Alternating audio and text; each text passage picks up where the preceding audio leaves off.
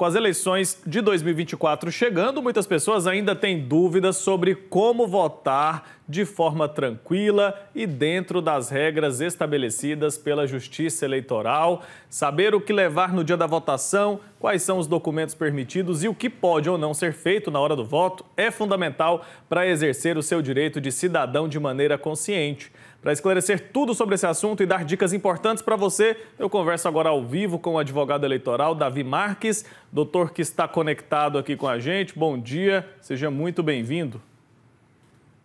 Bom dia, Wilker. Bom dia ao público que nos acompanha aqui no Jornal Brasil hoje, né? E é um prazer imenso estar participando. Espero esclarecer as dúvidas que existem a respeito do tema.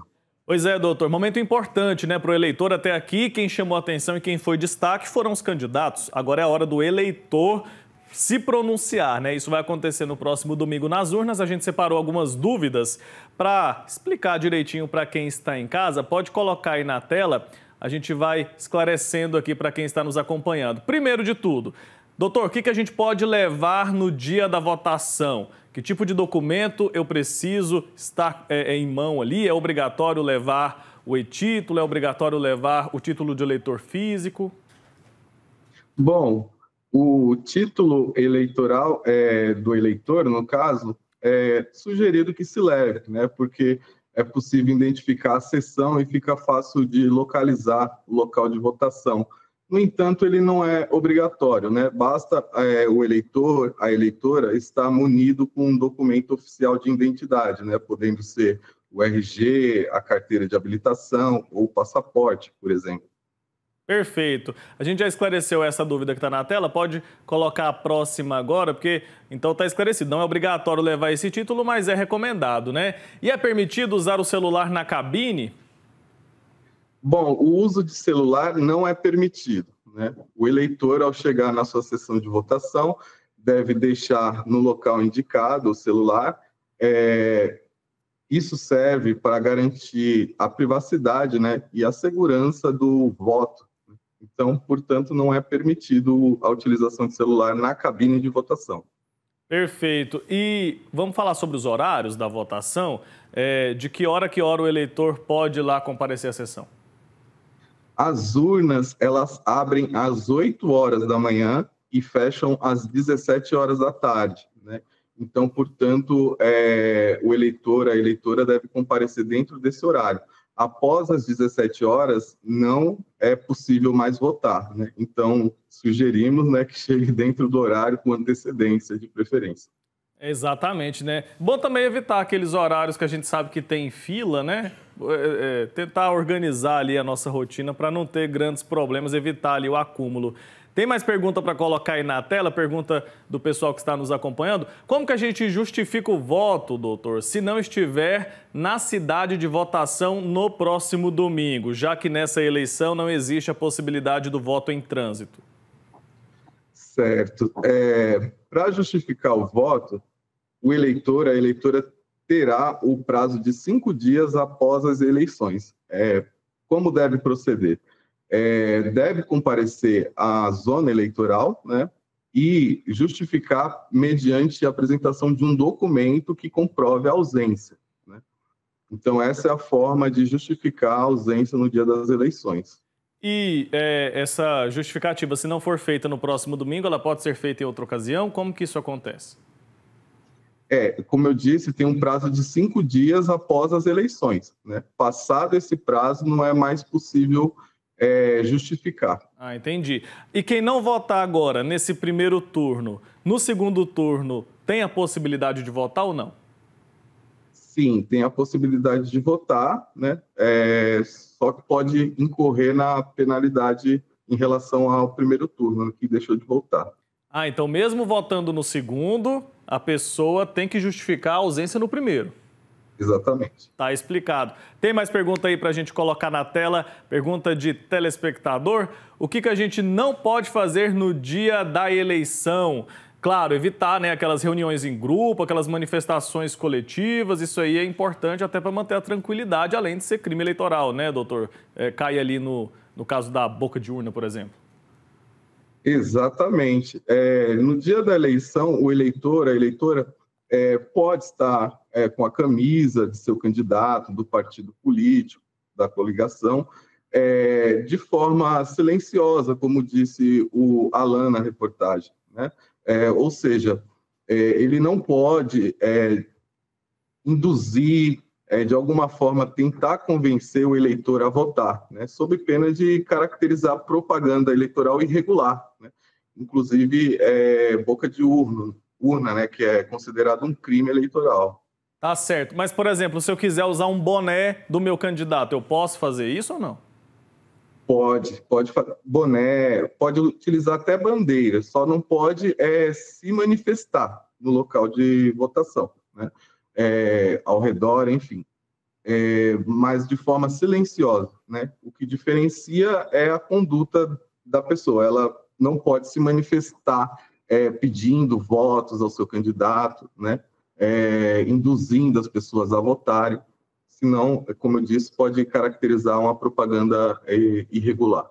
Exatamente. É fundamental que a gente deixe isso bem claro, né, doutor? Porque isso é crime eleitoral. A pessoa pode, inclusive, se alguém percebeu, se alguém denunciar, a pessoa pode, inclusive, ter ali uma ordem de prisão, né, na hora. Exatamente. É um crime eleitoral, punido com detenção de 6 meses a 1 ano, né? E ainda aplicação de multa. Tá explicado. Coloca a próxima pergunta aí na tela para a gente esclarecer para quem está nos acompanhando. Isso é interessante. Posso levar alguém para me ajudar a votar, doutor? Sim, caso a pessoa ela tenha alguma dificuldade, necessite de algum auxílio, ela pode sim levar alguém de sua escolha. O que não pode ocorrer é ser auxiliada por alguém que esteja prestando serviços no dia, né? O mesário, enfim, fiscal, mas pessoa de sua escolha pode sim perfeitamente. Então, por exemplo, se a pessoa tem alguma limitação e ela não consegue ali, não se acha apta a fazer o voto sozinha, ela não pode pedir ajuda na hora para quem está ali trabalhando na sessão. É importante já sair de casa com essa pessoa já definido. O mesário vai ter que recusar a oferecer essa ajuda nessa ocasião, então. Perfeitamente. O mesário não pode, de forma alguma, auxiliar, né? Justamente para garantir a segurança do voto, né? Perfeito. E a privacidade. Perfeito. Temos mais perguntas aí para a gente acompanhar. É possível votar mesmo sem a biometria, doutor? Quem não fez o cadastro ainda é permitido, né? Votar apresentando um documento. Mesmo nas cidades onde já existe essa possibilidade, a pessoa consegue fazer o voto, não vai ser impedida por isso? Sim. Tá ótimo. Próxima pergunta, coloca na tela aí para a gente assistir, para a gente acompanhar, vamos ver. O que fazer se perder o prazo para justificar? A gente já explicou, né? A pessoa vai ter ali alguns problemas com a justiça eleitoral, né? Quais são as consequências se a pessoa não fizer a justificativa do voto? Bom, a pessoa ela terá algumas restrições, né? E ficará impedida de, por exemplo, tirar um passaporte, né? Se a pessoa pretende prestar algum concurso público, ela pode, enfim, não conseguir, né, a posse do cargo, enfim, exercer o cargo por conta dessa irregularidade. Tá ótimo. O que o eleitor deve fazer se perceber ali uma propaganda eleitoral irregular dentro do local de votação? A gente já falou sobre a seriedade dessa questão. Como que eu, como eleitor, posso agir se eu perceber essa irregularidade ali na minha zona e na minha sessão eleitoral? Bom, o eleitorado é importantíssimo na fiscalização, né? E se deparar com alguma irregularidade, deve comunicar o mesário ou os fiscais que estarão presentes ali na sessão, na sessão de voto, né? Para que o mesário registre em ata e encaminhe, né, para os juízes e juízas do trabalho e Ministério Público Eleitoral. Tá ótimo. Para que tomem as providências. Agora, uma questão que parece bem simples, mas que pode gerar tumulto e confusão ali na hora do voto, é a questão da fila, né? Quem tem prioridade nessa fila, doutor? Bom, as pessoas que têm prioridade são pessoas com deficiências, idosos e gestantes, né? Deve haver no local de votação uma fila preferencial, né? Então, as pessoas nessas condições devem procurar essa fila para garantir ali o exercício do voto. Tá ótimo. E os mesários ali na sessão eleitoral, eles também têm as funções muito determinadas, né? Como que o mesário, qual que é a função de autoridade que o mesário tem na sessão eleitoral? Por exemplo, se ele vê alguma irregularidade, ele pode tomar providência também. Sim, sim. Se houver alguma irregularidade, o mesário vai registrar em ato, né, e tomar as devidas providências, e se fizer necessário, pode até solicitar auxílio policial. Tá ótimo. Tem mais pergunta aí de telespectador para a gente colocar na tela. Como funciona? Essa aqui é a dúvida, acho que da maioria das pessoas, né? Como funciona o voto branco e o voto nulo nas eleições? Tem gente que fala que esse voto vai para o candidato que está ganhando, tem gente que fala que esse voto não é contabilizado. Como que funciona essa questão do voto branco e do voto nulo nas eleições aqui no Brasil? Bom, esses votos, eles não são contabilizados, né? O voto em branco, o voto nulo, né? No caso, é a pessoa apertar números ali que não existem, né? E confirmar, daí ele vai ser caracterizado como nulo, né?